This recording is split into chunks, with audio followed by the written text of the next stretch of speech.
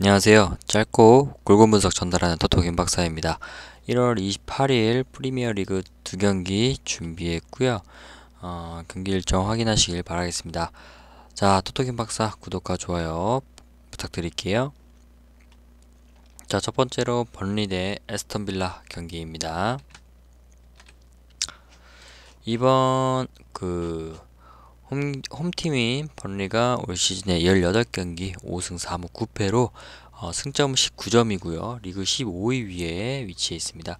자, 번리가 도깨비 같은 팀이라 좀 불리고 있는데 어떤 행보를 좀 보이고 있냐? 리즈나 웨스트햄 같은 그 비슷한 전력이 좀 비교적 수월한 상대한테는 패배를 좀 당하고 있고요. 그리고 승리를 아무도 예상하지 않는 리버풀 같은 강팀은 상대로는 승리를 좀 하고 있습니다. 그래서 승패에 대한 점수가 좀 있고요. 최근 승리와 패배를 좀 반복하면서 기복이 좀 심한 모습을 보이고 있는데 그나마 좀 승점을 좀 올리고 있기 때문에 강등권 탈출에 성공한 것은 긍정적인 요인입니다. 그리고 벌리 같은 경우는 그 부상이나 경고 누적으로 인한 결정자가 없기 때문에 아무래도 좀 베스트 멤버로 좀 그 멤버가 추려질 것 같고, 그래서 그 멤버들이 경기에 나설 것으로 이제 예상이 됩니다. 그리고 부상당했던 좌측 라인 수비수 테일러, 그 다음에 미드필더 브레디가 복귀가 좀 유력하고요. 전력에 좀 보탬이 되지 않을까 이렇게 판단이 됩니다. 다음은 에스턴 빌라이고요.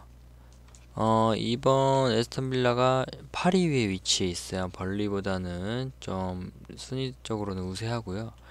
에스턴 빌라가 그 코로나19 이슈 이후에 2경기 1승 1패를 기록했고요. 맨시티 같은 강팀 상대로는 약한 모습을 보였지만 뉴캐슬 같은 약팀 상대로는 확실하게 상대 압도하면서 경기를 잡아내는 모습을 보여주고 있습니다. 그 말은 뭐냐? 지금 에스턴 빌라보다는 번리가 좀 약하기 때문에 번리 상대로는 이번 경기도 상당히 압도하면서 경기를 잡아낼 수 있지 않겠냐, 좀 이런 식으로 예상이 되고요. 번리보다 객관적인 전력에서 좀 우세를 점하고 있는 건 확실하고요. 다음에 FA컵 탈락으로 인해서 이번 리그에만 좀 집중할 수 있는 상황이기 때문에 이번 경기 기대해 볼 만합니다.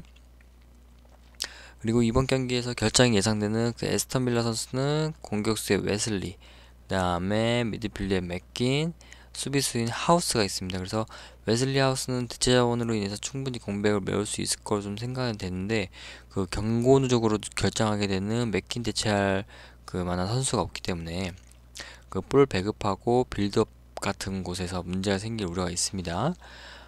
번리 같은 경우는 그 최근 8경기가 평균 실점 0.5점밖에 되지 않는 좀 수비를 보여주고 있는데요.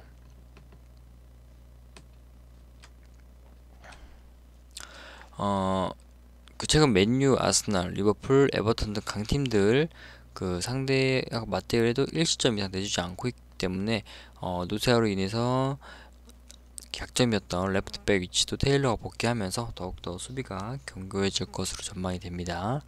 그리고 에스턴 빌라 같은 경우는 올 시즌 원정 경기에서 더욱 안정적인 모습을 좀 보여주면서 좋은 경기 펼치고 있으니까 홈보다 원정에서는 더욱 강한 수비력 선보이기 때문에 부진한 모습 보이고 있고요. 그 다음에 벌리 공격진이 뚫어내기는 좀 쉽지 않을 것으로 좀 생각이 되면서 이번 경기는 에스턴 빌라 승으로 보고요. 언더로 예상을 하고 있습니다.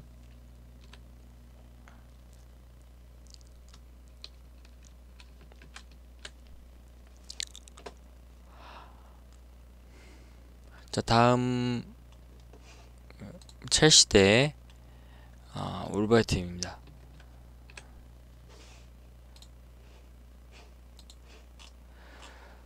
첼시하고 울버햄튼 최근 분위기 좀 보면요. 첼시 같은 경우는 좀 최악의 부진을 좀 겪고 있죠. 그 최근 5경기에서 승리는 단 1승에 불과하고요. 득점은 4골에 불과하고 실점 또한 9골이나 내주고 있습니다. 그리고 램파드 감독 경질된 소식과 이 후임으로 투엘 감독이 유력하다는 소식통이 있고요. 그래서 그 감독의 그 공석인 상황이 팀 내 분위기에도 조금 좋지 않은 영향을 끼치지 않을까 생각이 됩니다. 그리고 첼시 결장을 보면 중원 핵심인 캉테가 여전히 허벅지 부상으로 결장 중이고요.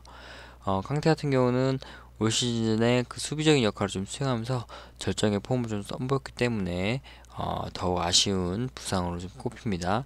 그리고 조르지뉴, 코바치치 이렇게 선수들이 캉테의 공백을 좀 메울 수 없을 것으로 좀 보입니다. 그리고 첼시 같은 경우는 그 전반전에 좀 몰려있는 실점이 있는데요. 최근 5경기에서 내준 9시점 중에서 그 7시점을 그 전반전에서 내주었고요. 경기 초반 수비 집중력이 좀 흐트러진 모습 보이고 있습니다. 그리고 울버햄튼이 최근 3경기에서 뽑아낸 6득점 모두 전반전에 나왔다는 것도 좀 놀라운 점이고, 이번 경기에서 전반전에 좀 흐트러지지 않는 모습을 좀 보이면 아무래도 좀 쉽게 무너질 가능성을 좀 적게 보지 않을까 좀 생각이 됩니다. 그 다음에 그 첼시 같은 경우는 그 올 시즌 홈에서 성적이 9점 4승 3무 2패로 좀 있고요. 비율로 치면은 무실점 같은 비율은 33%, 그 다음에 무득점 비율 같은 경우는 22%입니다.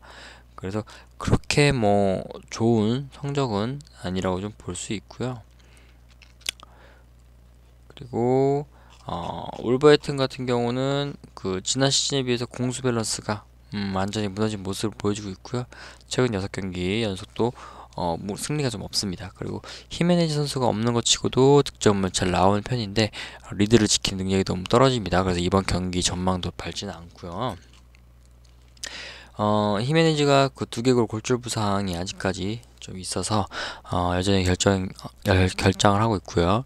더욱 심각한 부분은 포덴세 까지 종아리 부상 인해서 결장하고 있습니다. 전력 누수가 상당하게 크기 때문에 굉장히 불리한 상황이고요. 울버햄튼 같은 경우는 그 최근 4경기에서 6득점 뽑아내면서 나쁘지 않은 공격력 과시하고 있는데, 이 6득점 전반전에만 나온 득점이기 때문에 후반전 득점이 거의 전무하고요. 그리고 히메네즈, 그다음 포덴세가 없는 상황에서 경기 후반 공격에 반전을 줄 수 있는 카드도 좀 없는 상황입니다. 그래서 굉장히 좀 불리한 상황으로 좀 치러지게 될 것 같고요. 전체적으로 좀 정리를 하면 그 이번 경기는 무승부나 그 패로 접근하는 게 좀 올바른 방법으로 보고 있고요. 개인적으로는 그래도 추천을 드리면 첼시 승이 좀 그나마 낫지 않을까 좀 이렇게 생각이 들고 있습니다. 그리고 어느 번은 언더로 좀 배팅을 좀 추천을 드리려고 하고요. 자, 도움이 되셨나요? 토토긴 박사 구독과 좋아요 클릭 부탁드리고요. 그 스포츠 토토 관련한 각종 경기 분석 그리고 정보 공유방에서 무료 제공하고 있고요. 정보 공유방 입장하는 방법은 영상 하단에 고정 댓글 참고하셔서 링크 타고 오셔서 방법이 있습니다. 그리고 정보공유방에서는 배팅 노하우 및 픽 정보 무료 공유할 수 있고요. 픽 추천도 받아볼 수 있습니다. 영상 외에 다양한 스포츠 경기 정보 공유방도 무료 입장 가능하니까요. 정보 공유방 무료 입장 한 방법은 영상 하단에 고정 댓글 참고하셔서 링크 타고 오시면 되겠습니다. 저는 다음 영상에서도 찾아뵙겠습니다. 감사합니다.